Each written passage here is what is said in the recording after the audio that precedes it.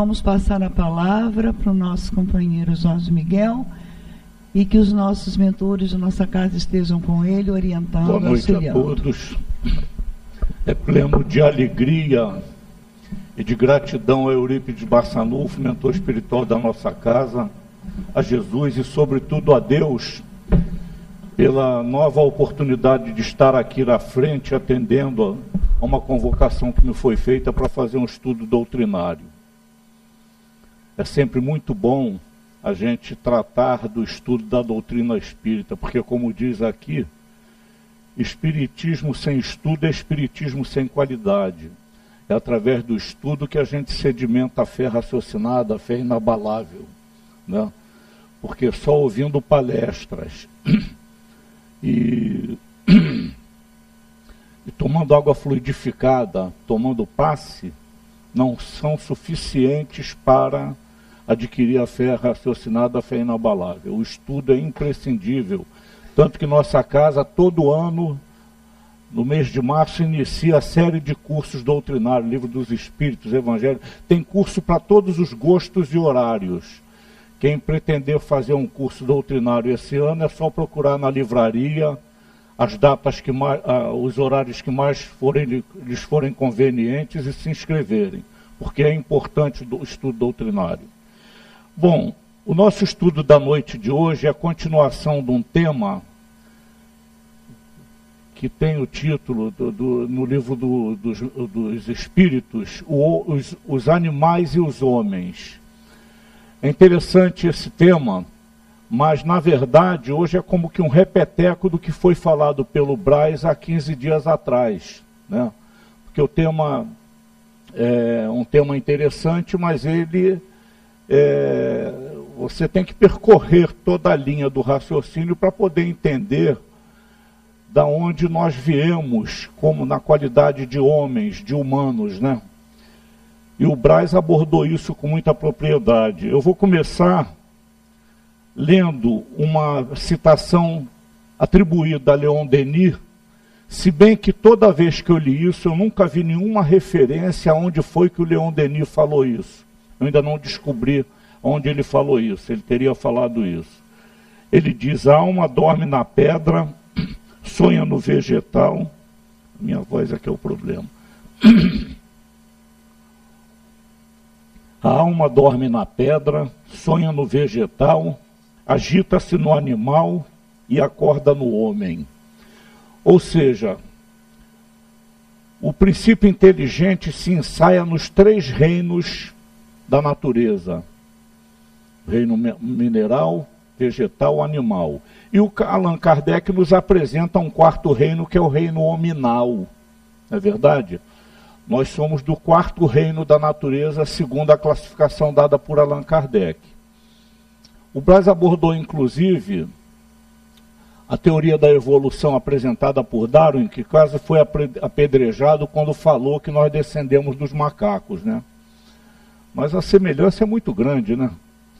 Semelhante às macaquices que a gente ainda faz pela vida fora, tudo tem muita semelhança. Então a grande verdade é essa. Só que tem uma distinção bastante interessante a fazer, que quando nós assumimos a condição humana, nós não somos nada daquilo que fomos antes. Antes nós participamos de diversos ensaios. A condição humana é completamente diferente, porque nós recebemos um dom chamado raciocínio. Raciocínio amplo, né? Amplitude de raciocínio. Os animais, eles têm instintos, né? O homem foi dotado, após a transformação em espírito, de raciocínio, e durante um período ficou desenvolvendo o que mais tarde se chamaria a razão. A razão foi sendo conquistada passo a passo. O nosso estudo de hoje está afeto principalmente às questões... eu me perdi. 609 e 610. São 2 questões apenas. Eu vou ler as 2 questões para a gente se situar. Kardec formulou assim a pergunta 609. Uma vez no período da humanidade, conserva o espírito traços do que era precedentemente, quer dizer, do estado em que se achava no período a que se poderia chamar ante-humano? A resposta: conforme a distância que medeie entre os dois períodos e o progresso realizado, durante algumas gerações pode ele conservar vestígios mais ou menos pronunciados do estado primitivo, porquanto nada se opera na natureza por brusca transição. Há sempre anéis que ligam as extremidades da cadeia dos seres e dos acontecimentos. Aqueles vestígios, porém, se apagam com o desenvolvimento do livre-arbítrio. Os primeiros progressos só muito lentamente se efetuam, porque ainda não têm a secundá-los à vontade. Vão em progressão mais rápida à medida que o espírito adquire perfeita consciência de si mesmo. Então veja bem, no começo nós nos comportamos com os verdadeiros animais ainda, né? Sem utilizar o raciocínio de que já fomos dotados para, por exemplo, pensar no futuro, para descobrir meios de sobrevivência mais adequados à nossa possibilidade. Tanto que as invenções, a gente vê que a humanidade toda teve o boom de desenvolvimento maior no século XX, né? O progresso geral da humanidade se estabeleceu com mais eficácia no século XX. Quantos anos foram passados para que o homem adquirisse a capacidade tecnológica que tem hoje? O século XX foi o século do boom do desenvolvimento tecnológico. Então, muito gradativamente, o espírito vai se tomando consciência da sua condição, da sua capacidade de criação, né? É que nem a criança. A criança, quando nasce, quando ela está na fase de bebê, ela não tem nenhuma possibilidade, ela depende plenamente dos pais para encaminhá-la nas sendas do aprendizado, né? Nós somos completamente diferentes dos animais nessa circunstância. O animal nasce e já procura logo a teta da mãe.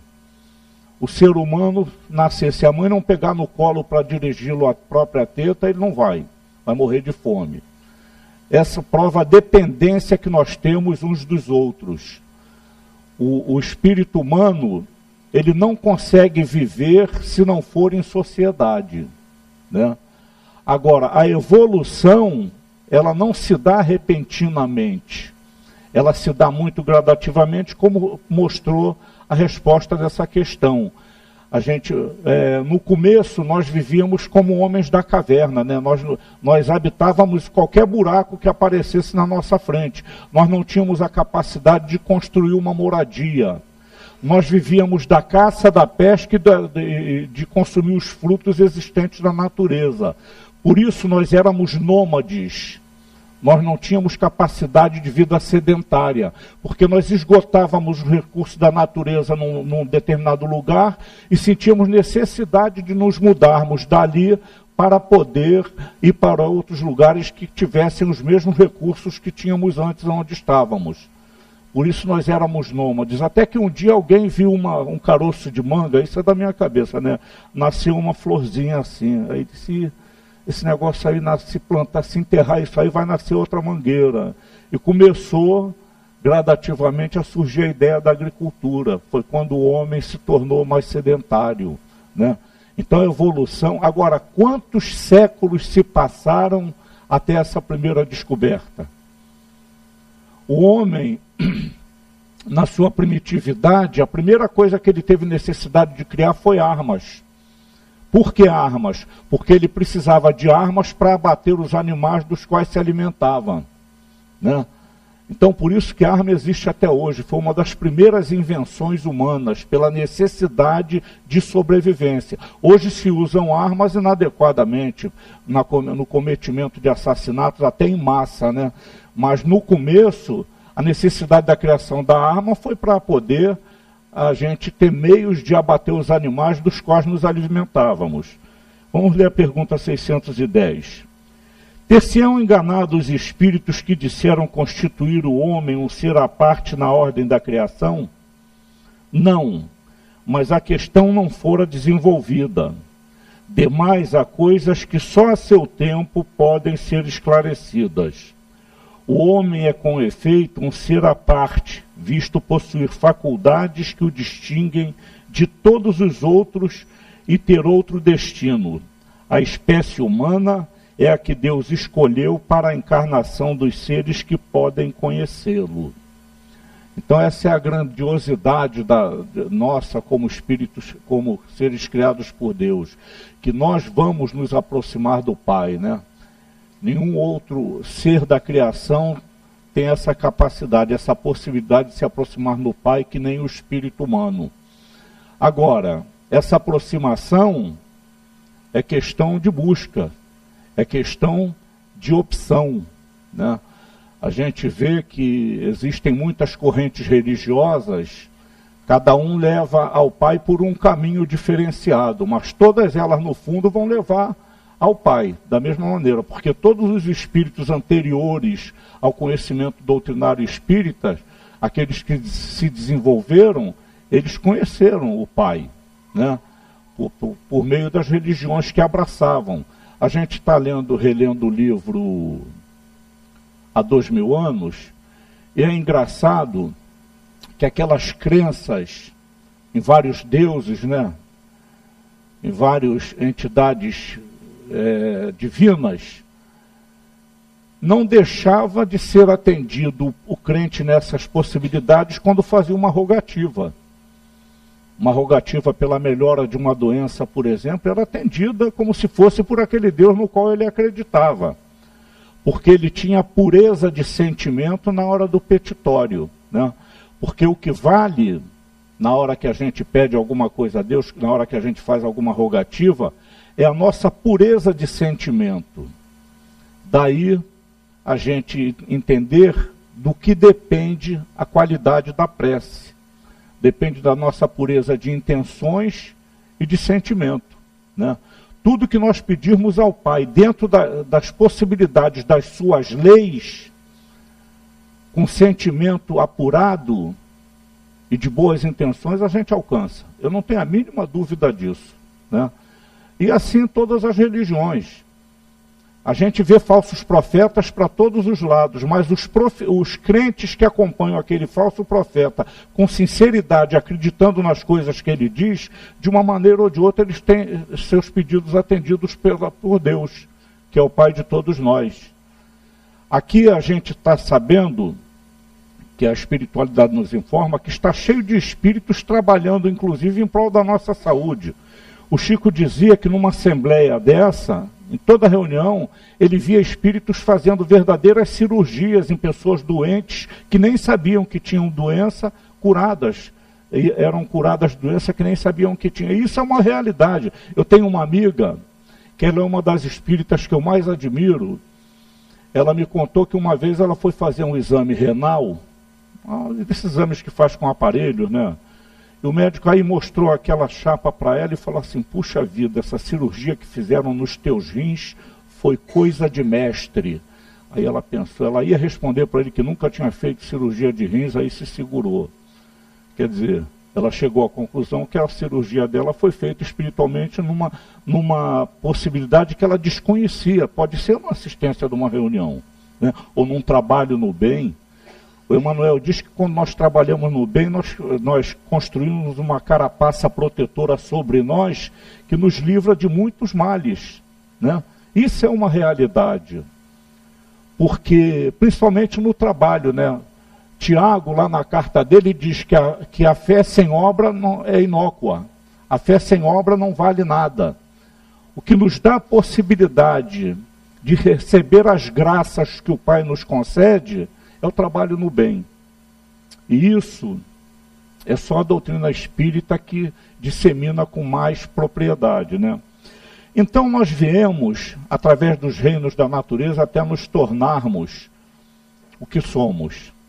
Ainda hoje, nós nos encontramos talvez mais próximos da animalidade do que da divindade, né? Porque as dificuldades de eliminação das misérias humanas são muito grandes. Nós temos muitas dificuldades para vencer as nossas imperfeições, né? A intolerância, a indiferença, o ciúme, a vaidade, o orgulho, né? A omissão. Quantas vezes nós nos omitimos na possibilidade de fazer o bem? Isso é uma coisa grave, né? Para nós que conhecemos a doutrina espírita, atinge um padrão de gravidade elevado. Porque nós sabemos da nossa responsabilidade, conhecedores do que conhecemos, de ajudar o próximo que estiver em dificuldade. Nós não podemos nos omitir mais nessas questões. Havendo possibilidade de ajudar o necessitado, nós temos que ajudar.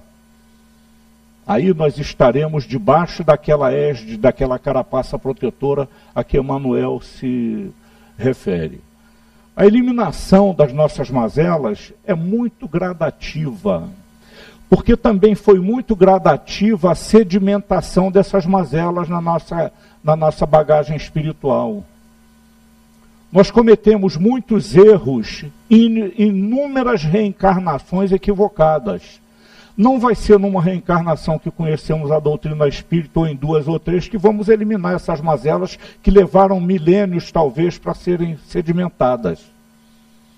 Eu costumo sempre referir o seguinte: a gente, quando tem em casa uma porta que recebeu pintura todos os anos, um dia a porta começa a ter dificuldade de fechar da grossura da tinta. Aí a gente diz, tem que raspar a porta para poder botar uma camada nova de tinta que fique mais fina, né? E vai lá raspar a porta para ver a dificuldade. O que tem que fazer? Pegar uma lamparina, acender, queimar a tinta para raspar com facilidade. Nós temos que acender uma lamparina para queimar nossas dificuldades, porque é muito difícil. Tem um livro, se eu não me engano é no livro Pontos e Contos, tem uma história contada pelo irmão X, a respeito de um espírito chamado Diana. Ele chegou numa região umbralina e viu aquele espírito de luz lavando feridas, pensando ferimentos, dando banho em espíritos de espíritos embrutecidos. Né? Ele ficou impressionado com aquilo. Como é que um espírito de luz está numa atividade dessa? Aí ele pergunta para ela por que ela estava naquela atividade. Aí ela disse assim, porque foi um espírito que estava nessa atividade que me ensinou a condição de eu chegar ao que eu estou hoje. A esse espírito que você está vendo. Aí ele, como? Esse espírito, eu vivia nessas condições que você está vendo, esses irmãos que eu estou tratando, e eu queria me melhorar, mas tinha dificuldade, eu não sabia o que fazer. Aí perguntei a esse espírito de luz o que eu tinha que fazer. Ele falou, olha, muitas reencarnações de dificuldade para apagar as manchas que maculam você espiritualmente, e no final uma reencarnação de abnegação, onde você vai ter um companheiro difícil de lidar, vai ter um filho, se eu não me engano, um filho com problemas mentais e 2 cegos. Eu tive inúmeras reencarnações para chegar a ter condição de ter essa reencarnação de dificuldade. Porque o espírito tem que se preparar para ter uma reencarnação de dificuldade. Não adianta o Jorjão aqui chegar no plano espiritual, descobrir um erro muito grave que cometeu e querer uma reencarnação de imediata reparadora, porque eu não vou suportar o tranco da reencarnação reparadora. Então eu vou ter que me preparar primeiro. Aí esse espírito falou que quando ela teve essa reencarnação com um companheiro difícil, um filho com problema mental, pode ser diferente a história, mas a síntese do que eu quero dizer aqui é a lógica. E 2 filhos cegos, ela teve momentos que teve ímpetos de fracassar, mas ela estava fortalecida e perseverou. Quando ela saiu dessa reencarnação, ela estava um espírito de luz. Mas ela falou para o Humberto de Campos, ou irmão X, não me lembro, que não foi fácil não, que só para se livrar da vaidade, ela teve 9 reencarnações, só para se livrar da vaidade. Aí quando eu li isso, eu penso assim, meu Deus, quantas eu vou ter para me livrar da intolerância? né? Porque a tal da vaidade e da intolerância são terríveis. Mas o espírito tem que trabalhar nesse processo regenerativo de si próprio. Porque é a nossa diferença dos animais. Os animais não precisam ter essa preocupação. Porque os animais, quando desencarnam, eles vão e voltam quase que imediatamente. Nós não, nós ficamos temporadas na matéria e temporadas na esfera espiritual. Possivelmente, a maioria das temporadas na esfera espiritual foram muito mais longas do que as temporadas na matéria. Agora, de qualquer maneira, nós aprendemos nos dois planos. Estejamos no plano espiritual ou no plano material. Porque nós fomos espíritos, transformados em espíritos por Deus após a passagem nos 3 reinos anteriores, justamente para alcançar essa possibilidade. Agora, a dificuldade é justamente nós nos livrarmos das mazelas. Eu li um livro chamado Ações e Reações. Um livro não, uma mensagem. Ações e Reações. Essa mensagem está no livro Rumo Certo e é de Emmanuel. E Emmanuel fala que o nosso problema são nossas reações. Nós saímos daqui com a alma leve, em paz conosco mesmo. Agora, quando nós levamos a primeira fechada no trânsito, sai debaixo da reação. Porque nós somos intempestivos. Nós não temos capacidade de raciocínio para reagir a determinado estímulo. Nós nos levamos pelo estímulo na medida da nossa incapacidade racional. E aí nós reagimos mal, esbravejamos, xingamos, agredimos mentalmente, verbalmente, né? Ele diz aqui nessa mensagem: ante a coleção das boas ações de alguém, é forçoso se lhe analisem igualmente as reações diante da vida, um e outro lado do bem. Emmanuel não está dizendo aqui para a gente analisar a vida dos outros não, viu? Ele está se propondo fazer uma análise dessa questão. Em seguida ele diz assim: doarás o prato substancioso a quem te bate à porta, em penúria, mas não se te azedará o coração se o beneficiário te fere com palavras de incompreensão e desequilíbrio. Se a gente dá um prato de sopa, um recipiente de sopa a alguém na rua, essa pessoa nos recebe com uma agressão, é ruim da gente não querer retribuir com a mesma moeda, hein? A nossa reação vai ser proporcional à agressão sofrida. Então, a reação é que é o problema. Se nós tivéssemos capacidades, em todas as circunstâncias, de pelo menos calar, já seria um passo bastante útil na nossa evolução espiritual. Porque quando a gente não cala, pelo menos a gente não fere verbalmente o irmão. A gente não retribui a ofensa com uma outra ofensa. A gente até pode mentalizar a ofensa, mas não externou para ele, ele fica sem saber. Ele pode até ser atingido pela minha ofensa mental, mas vai ser de uma outra maneira que ele não toma consciência ali naquele momento. Já é um passo gigantesco rumo ao nosso progresso espiritual.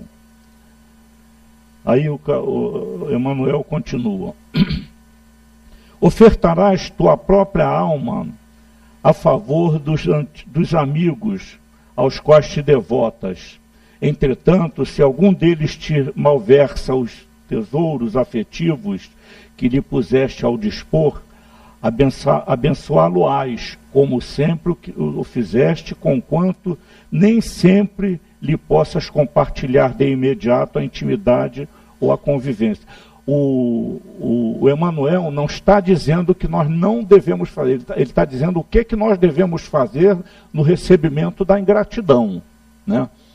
Porque é aquele negócio, se eu compartilho um tesouro, por exemplo, para mim um tesouro, para mim é a doutrina espírita. Se alguém está num estado de dificuldade, e eu vou dar um esclarecimento com base na doutrina espírita, e essa pessoa descobre que eu estou dando um esclarecimento com base na doutrina espírita, se rebela contra mim, eu tenho que me manter calmo, tranquilo. Não me indispor contra ela por não ter compreendido a minha boa vontade, a minha intenção de ajudá-la, né? Atenderás a um impositivo de auxiliar os companheiros que se te aderem aos pontos de vista. No entanto, aprenderás a respeitar os adversários e a reverenciar as qualidades edificantes de que se façam portadores. Não é porque é meu adversário que eu tenho que condenar as qualidades dele, de qualquer que sejam elas. Eu tenho que respeitá-lo na sua posição de ser humano, no seu posicionamento frente à vida. Eu não tenho que impor a minha cartilha de comportamento a ninguém. Nem aos filhos a gente tem essa possibilidade. A gente tem a possibilidade de tentar educar os filhos, principalmente até os 7 anos de idade. Passou dessa idade, gente, é complicado, viu? Educar uma criança. Deixar para educar uma criança depois dos 7 anos é muito complicado. Porque o Emmanuel diz que a reencarnação propriamente dito se consolida nos 7 anos, né? A partir dos 7 anos o espírito tem como se diz assim, como se fosse o reavivamento de todas as suas tendências anteriores. E ele vai ter dificuldade de aceitar algumas coisas que eu vou colocar para a educação dele. Então a criança é de pequenininha que tem que ser ensinada, do berço, né? Lá em casa a minha mulher foi sábia nesse quesito, e a gente não era nem espírita, né? Porque a gente tem um casal de gêmeos como filhos primeiros, né? E os macaquinhos começaram a andar, ela começou a arrumar a cama, lava a louça que comeu, que tomou café, lava a louça que comeu, começou a ensinar nesse padrão. Então, graças a ela, meus filhos são muito bem educados, graças a Deus e a ela, principalmente, né? Porque foi minha mulher, eu considero uma excelente educadora, né? Completa. Se dependesse de mim a educação deles, coitados, estavam perdidos. Mas graças a Deus eu saía de casa às 6 da manhã, voltava à meia-noite, 1 hora da madrugada. Eu ficava por conta dela, né? Então, porque ela aproveitou a idade que a criança está toda aberta ao aprendizado. E é assim, não adianta eu querer me impor às pessoas. Eu posso tentar até dar alguma orientação a alguém que esteja numa dificuldade, mas se ela não aceitar, eu não tenho que me azedar por isso. Eu não tenho que achar que ela foi mal agradecida. Ela teve um entendimento diferenciado do meu, só isso. Apenas isso. E se ela não aceitar, dentro do meu conceito, ela vai continuar sofrendo, né? Porque a gente está dando uma orientação no sentido de a pessoa parar de sofrer. Se ela não aceita, vai continuar sofrendo, mas ela vai estar fazendo pelo menos o que ela quis fazer, a opção dela. Exteriorizarás, coisa difícil de falar, quase quebra a língua, né? Exteriorizarás entusiasmo e alegria nas horas belas da estrada. Todavia, demonstrarás coragem e paciência nos dias amargos, quando tudo pareça despedaçar-te os sonhos e aniquilar-te as esperanças. Então não adianta eu demonstrar alegria nas horas boas da vida e me rebelar com desespero nos momentos de dificuldade. Não adianta, é um desequilíbrio total, é a reação negativa. Se eu reagir negativamente a uma influência negativa, eu estou dando aso ao fortalecimento da coisa desequilibrada. Agora, se eu pensar, meu Deus, me dá sabedoria para entender esse momento de dificuldade, pelo menos a paz vai se apossar de mim, porque eu não vou pensar negativamente em relação àquilo. né? Nós temos sempre que buscar o pensamento de elevação. É o que nos torna, o que nos diferencia dos animais.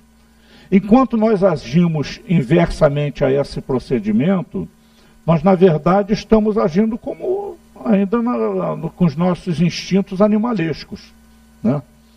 Eu, um dia desse, vi uma notícia na televisão, porque quando eu estou em casa, a minha vida é ver jornal, né? Eu boto no jornal da Band, que começa depois daquele programa, daquele cara que é programa horroroso, do Datena, que vem o Jornal do Rio. Não se for TV a cabo não vem Jornal do Rio. Aquele programa horroroso dele fica até a hora do Jornal da Band. Depois vem o Jornal do Rio e vem o Jornal da Band. No Jornal da Band, apareceu um cão que lá no Ceará achou uma criança no mato ou no lixo, sei lá. Pegou a criança com a boca, levou até uma casa. Você viu? Foi no lixo, né? Então você vê o animal, um espírito desse animal já está prestes, está muito próximo de se tornar humano, de ser tornado por Deus humano. Porque ele já tem uma consciência do bem impressionante. Aí aparece, eles filmaram o animal de frente. Ele não era um animal muito grande não, mas o bebê era pequenininho, parecia prematuro, né? E você via que a criança estava viva, né? Ele segurou com os dentes e levou até uma casa, quer dizer, como quem raciocina, aqui vão tratar dele, né? Então, o instinto animal, muitas das vezes, é louvável, até com determinada inveja por mim, sabe? Porque eu não sei se eu teria a mesma iniciativa se visse uma criança no lixo. Eu talvez fosse chamar a polícia, talvez eu não ia ter a ideia de pegar a criança. Também a gente se complica, né? A verdade é essa. Se a gente pegar uma criança dessa e levar para algum lugar, está arriscado até a se complicar. Onde você arrumou isso? Da onde você tirou essa criança? É uma complicação. E a gente, por medo de se comprometer, é capaz de não tomar uma atitude saudável e louvável, né? Tuas ações constituem recursos que sorveste na organização crediária da vida. Olha só que afirmativa legal. Tuas ações constituem recursos que sorveste na organização crediária da vida. É por isso que nós nos desnudamos com os nossos comportamentos perante as pessoas. Emmanuel diz... A gente tem a mania de dizer, diz-me com quem andas que eu te direi quem és, né? Emmanuel diz, diz-me o que pensas que eu te direi com quem andas, né? É diferente. E o nosso comportamento mostra a nossa realidade. Então, de repente, alguém vai ver o Jorjão tendo um comportamento completamente incompatível com as falações que ele faz na casa espírita. E isso é terrível, viu? É terrível que a gente sabe que assim acontece, porque nós somos muito falíveis, nós somos muito ainda imperfeitos e cometemos muita coisa errada no comportamento, no trato com as pessoas difíceis. É complicado. Quantos espíritas aí têm mágoa da sogra, mágoa da nora? É difícil ver uma mãe com mágoa do genro, mas com mágoa da nora tem um monte, gente. Tem um monte de mãe com mágoa de nora. Hã? Mas é difícil, é muito mais comum a gente achar a mãe com mágoa de nora, porque a mãe tem ciúme dos filhos de um modo geral. Das filhas não tem muito não, viu? Então, são mal-estar com o vizinho, mal-estar com o companheiro de trabalho, respondendo à indiferença, à calúnia, com outra indiferença. Nós espíritas ainda somos capazes de cometer esse tipo de coisa. A correção é que demanda esforço. A correção é que nos colocará em condições diferenciadas dos animais. Porque enquanto nós fazermos as coisas de uma maneira, fazermos o bem, mas mostrarmos reações contundentes de negatividade, nós estamos nos mostrando de maneira diferente. Não tem jeito, né? Eu uma vez estava levando um companheiro no carro, espírita ele.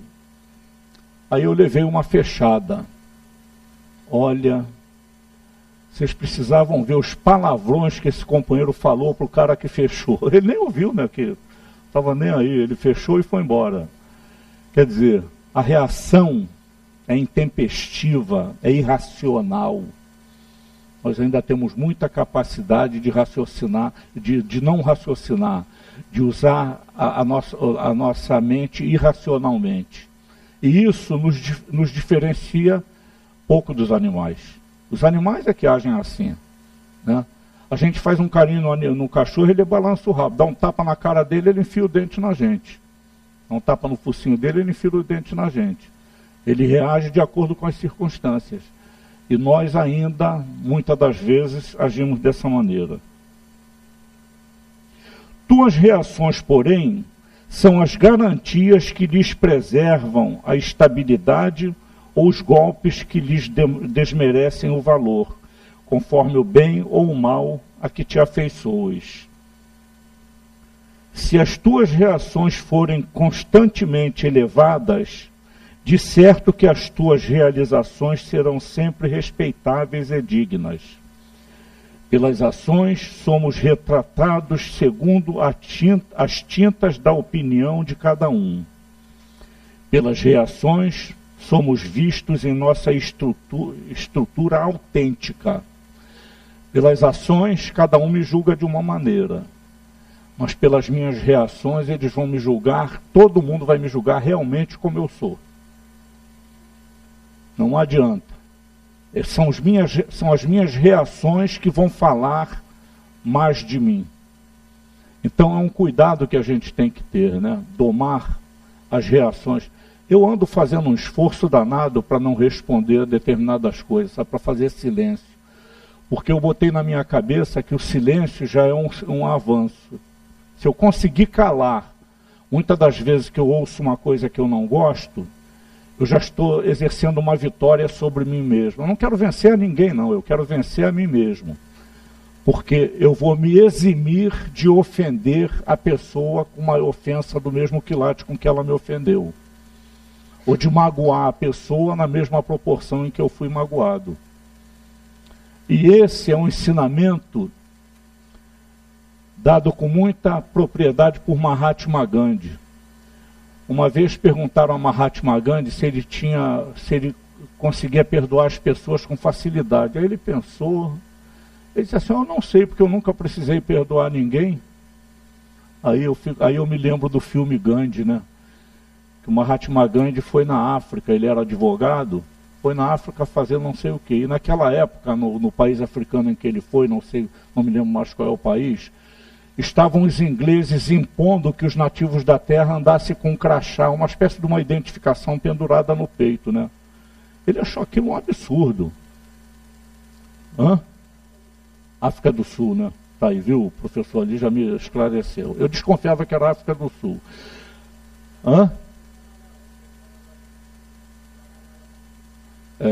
Ele formou advogado, foi trabalhar lá, exatamente isso. Aí ele achou um absurdo os ingleses querer que o nativo da terra andasse identificado. Ele botou na cara, não, quem tem que se identificar são eles que são estrangeiros. E fez uma campanha para eles não seguirem aquela orientação. E mandou que todo mundo tocasse fogo nas identificações que foram entregues a eles. Aí eu tive uma churrasqueira lá em casa que era igual um aro de automóvel virado para cima. Ele arrumou um negócio igual aquilo, parecia uma churrasqueira. As pessoas tinham medo de botar fogo naquilo. Ele mandou, bota aqui. Criou fogo e ele ia pegando lá e tocando fogo. O soldado vinha, dava uma burdoada nele. Ele não fazia nem assim para se defender. Levava a burdoada, outras vezes no pescoço, caía, se levantava e continuava jogando aquelas coisas para queimar. E mais tarde ele vai dizer que nunca sentiu motivo para ter que perdoar ninguém. Quer dizer, é desconhecer, ignorar completamente o mal, né? Até nós atingirmos essa possibilidade, haja reencarnação, viu? É muita reencarnação para correr ainda, porque é muito complicado. Eu fico imaginando quantas vezes eu vou ter que voltar só com minha mulher para poder aprender a tolerar. Ela é uma boa criatura, minha mulher, sensacional. Eu estou falando isso, mas ela é uma boa criatura. Vê que eu acabei de falar que ela criou meus filhos numa educação extraordinária. Mas ela é como eu ouvi um palestrante dizer, quem tem uma mulher igual a minha não precisa de inimigo. Porque ela diz o seguinte, tem uma música antiga que diz assim, eu digo é pedra, ela diz é pau, eu acho bom, ela chama... Isso é quando eu tinha uns 5 anos de idade, viu? Essa mulher tem sido o lado triste do meu viver, ai, ai, meu Deus, até parece castigo. Isso é uma letra de uma música. E é igual a minha mulher. Se eu digo é pedra, ela diz é pau, se eu acho bom, ela acha mal. Tudo que eu falo, ela tem contra. Ela jamais concorda com. Nós somos casados há 48 anos, com mais de 3 anos de namoro. 51 anos de conhecimento. Ela nunca concordou comigo em coisa alguma.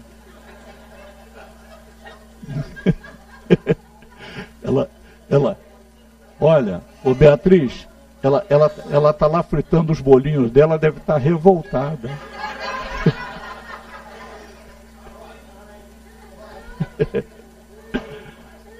Mas eu agradeço a Deus pela presença dela na minha vida, que foi ela que me colocou nos eixos, que eu era muito rebelde.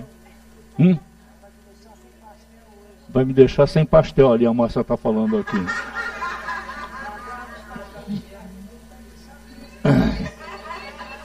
Mas ela não ouve não. Mas ela não ouve não, é que alguém vai para lá depois e conta que eu falei. Fofoca existe até na casa espírita, hein, gente? Vocês podem crer, né? É informação, não é fofoca, não. Tá certo, tá certo. Bom, de qualquer maneira, a gente tem que entender que apesar de nós termos muita diferença como espíritos criados por Deus dos animais, nós ainda temos que tomar muito cuidado para não nos assemelharmos a eles na maioria das nossas ações cotidianas. Porque, como diz essa mensagem do Emmanuel, as nossas reações é que mostram realmente quem nós somos. Ele continua dizendo assim, provas, aflições, problemas e dificuldades se erigem na existência como sendo patrimônio de todos. O que nos diferencia uns dos outros é a nossa maneira peculiar de apreciá-los e recebê-los. Anotemos semelhante realidade, porquanto, em nos consagrando ao exercício real da caridade a benefício do próximo e a favor de nós mesmos, é indispensável nos mantenhamos vinculados aos ensinamentos do Cristo na hora de agir e de reagir. Aí eu me lembro de uma recomendação de Jesus, né? Que a gente interpreta ao contrário. Jesus disse assim, que o sim de vocês seja sim e o não, não, pois qualquer coisa a mais que disserem vem do maligno. Só que a gente acha que sim, sim, não, não, é que a gente tem que ser franco em qualquer situação. Acontece que a franqueza inapropriada é falta de caridade. Muitas das vezes, é como diz na mensagem espírita, né? Quando descobrires um erro de um companheiro seu, não o chameis atenção na frente dos outros. Ide em particular com ele e tentai fazê-los ver o erro que cometeu. Não humilhá-lo na presença dos outros, dizendo, você não devia ter feito isso ou não devia ter feito aquilo. O sim, sim, não, não, é no sentido de sermos verdadeiros, mas nunca carrascos de ninguém. Nós temos que tratar o nosso semelhante como não reclamaríamos da maneira que ele nos tratasse. Ensinamento, a chave do pulo do gato dado por Jesus. Jesus foi muito inteligente, gente. porque ele ensinou tanta coisa bonita, mas ele deu o pulo do gato para nós. Lucas capítulo 6, versículo 31. Da mesma maneira que vós quereis ser tratados pelos homens, tratai-os também. Eu não tenho o direito de tratar um semelhante meu de uma maneira diversa da que eu queira ser tratado. Se eu gosto de ser respeitado, eu tenho que respeitar o meu semelhante. Qual é a coerência que eu tenho exigindo respeito a uma pessoa a qual eu não respeito? Nenhum. Qual é a coerência que eu tenho tratando com urbanidade a uma pessoa que eu só trato com... de ser tratado com urbanidade por uma pessoa a quem eu só trato com grosseria, com indiferença, né? Então, o caminho é seguir esse ensinamento de Jesus. Fazer ao próximo tudo o que gostarias que o próximo vos fizesse. E, consequentemente, não fazer a ninguém aquilo que não gostarias que alguém vos fizesse. Essa é a chave do bem viver. Então, antes de qualquer atitude, hoje nós temos que ter um pensamento diferente. Jesus recomendou que nós tratássemos o semelhante como gostaríamos de ser tratados. Então, antes de qualquer atitude em relação a alguém, façamos a análise. Será que se a pessoa fosse me fazer isso, eu gostaria? Se eu tiver dúvida, não faz. Porque se tiver dúvida, é porque não é boa coisa. Agora, a gente como espírita tem que pensar da seguinte maneira: como espírito imortal eu devo fazer isso? Porque a diferença é essa, é que nós somos espíritos imortais semeando o nosso futuro espiritual. O que é bom para mim como espírito não é bom para mim como homem, como ser encarnado. Porque a efemeridade das coisas materiais está comprovada pela doutrina espírita. A única coisa eterna é o espírito. E o espírito não precisa de nada material para o seu crescimento espiritual. Não é uma casa de praia bonita lá em Saquarema ou em Búzios que vai me dar a minha elevação espiritual. Não é um carro novo todo ano que vai me fazer melhor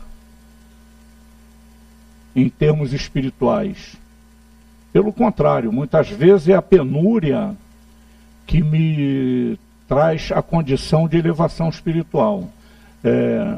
Eu já devo ter contado isso aqui, mas aqui deve ter umas 2 ou 3 pessoas que nunca ouviram, eu vou contar de novo. Um dia eu assisti um documentário na televisão sobre um cidadão baiano que foi um barão do cacau. Foi barão do cacau. O cara tinha tanto dinheiro que tinha um avião particular. Quando ele queria fazer a barba, sabe o que ele fazia? Pegava o aviãozinho dele, vinha para o Rio de Janeiro e ia no Copacabana Palace fazer a barba. Só que o reinado dos cacaueiros acabou. Ele vivia num bangalô e ele falou no final: hoje eu sou muito mais feliz do que era naquela época. Quer dizer, a lição ele aprendeu, né? Então veja, quando ele tinha tudo que ele pensava que era feliz, ele só foi descobrir quão infeliz ele era quando chegou à bancarrota, quando começou a viver na penúria.